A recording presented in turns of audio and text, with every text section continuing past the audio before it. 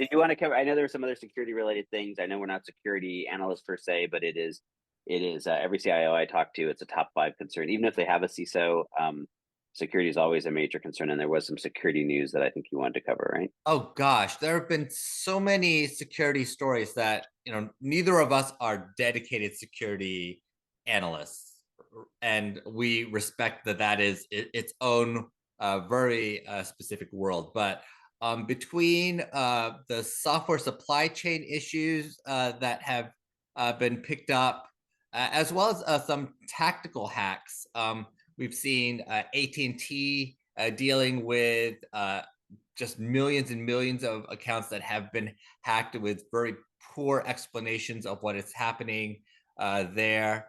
We've seen some descriptions of last summer's Microsoft Exchange breaches, and kind of what the Cybersecurity Review Board said as a result. Hint, hint, it is not very complimentary of Microsoft. And then also a recent hack where hundreds of thousands of social security numbers were stolen from a government consulting firm. Everything seems to be under attack, and we don't expect this to change anytime soon. Security is a huge challenge right now.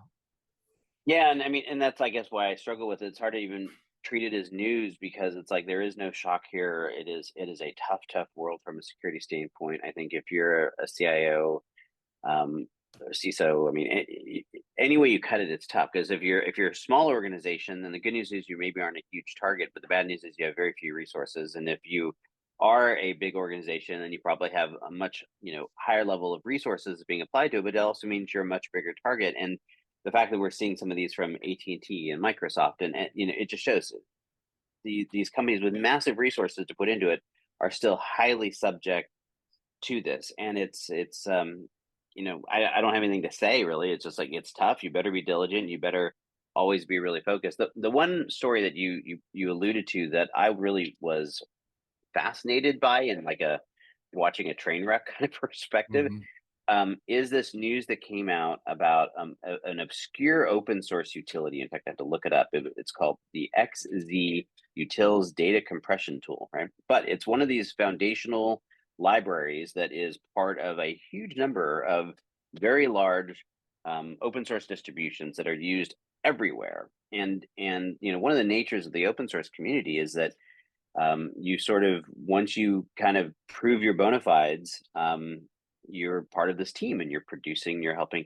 And this particular case, this is a long haul, right? They apparently one or more people, they're not sure now, but posing as a single person, spent 2 years being a volunteer contributor to this and got enough trust in the thing where they planted this back door, and an engineer from Microsoft stumbled across it and just happened to find it because he was trying to find out why there was a 500 millisecond delay he wasn't expecting in some processing. I mean, thank God he was like really focused on this, but this could have been a massive backdoor breach. And it just speaks, again, the hard part for me is if I put on my CIO hat, I have nothing actionable here other than like, oh God, you just got to be really paying attention and focusing on everything, and you better keep your patches up because it's like it's nothing you can do on an individual basis, but it just speaks to how vulnerable our environments are that we sort of almost ignore, right? That this is something that probably every CIO has in their shop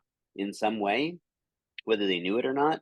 And if the vulnerability was just astounding. Yes, and at this point, everybody has open source dependencies in their IT organization. Yeah, there's no question about it. And this goes back. This is a topic that we've talked about to some extent in prior shows as well, where open source projects have many dependencies that are poorly managed and poorly monitored and poorly supported. It's a dirty secret, and the only solutions so far seem to either be to have large corporate and vendor resources assigned to a project, or frankly, moving the most vulnerable areas to closed source solutions, which have its own separate aspects of challenge.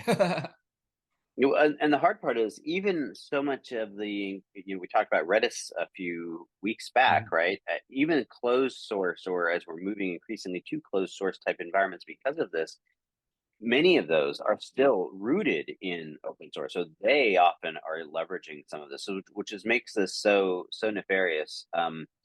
So it's I think that the big takeaway here is you need to have, if you're a CIO today, you need to have support. You need to be aware of it. You need to recognize the fact that not only is the security a top five concern, but you need to be aligning yourself with organizations. So I think we talked about this a few weeks back, right? When I would talk to CIOs were saying that they were sort of ambivalent, that it was all about the use case and the business problem they're trying to Mhm. solve. And I still think that's the core.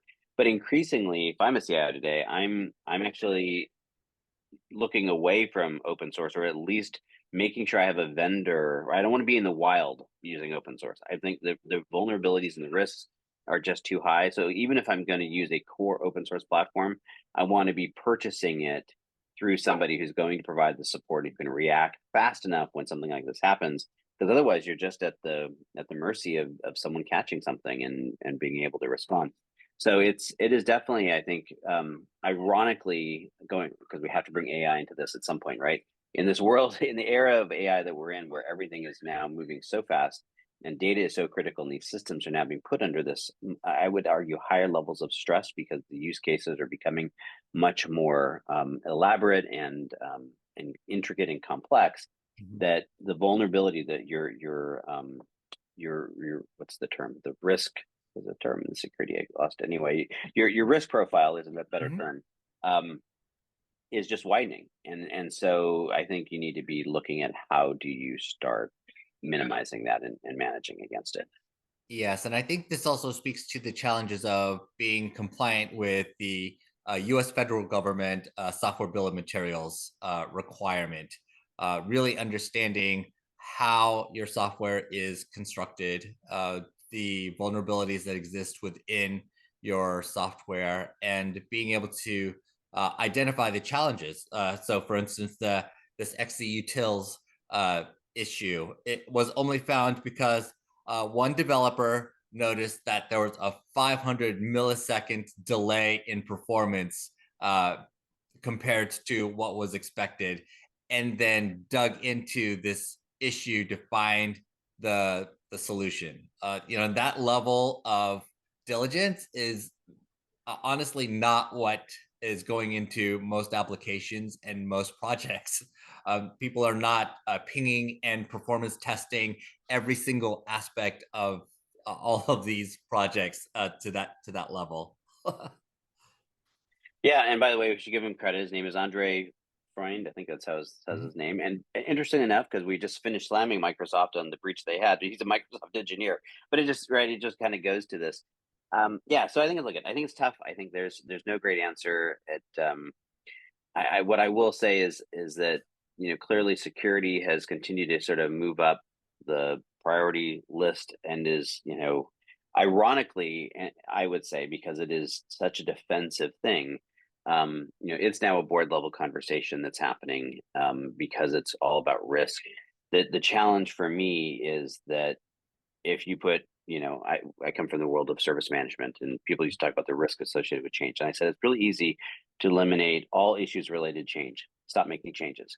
The problem is you're going to strangle your organization and achieve absolutely nothing. And it's the same problem with security, is that you can continue to lock down, and you can get yourself to the point where you're completely rigid and you are not driving anything. And we're in an era where you need to be moving quickly. And so it's this balance that you have to continually strike, and it's going to really come down to the partnerships and who you're choosing from a vendor standpoint.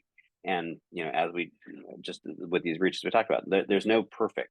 There's no. It's just about are they going to respond fast enough? And if I'm looking at CI today, I'm looking at not whether or not somebody was breached, or whether they had an issue, because everyone's going to have an issue at some point. Yes. Is how they respond. Were they transparent? Did they react? Did they do everything they could to mitigate it and to reduce your risk profile? Those are the things I'm looking at much more than, did they or didn't they?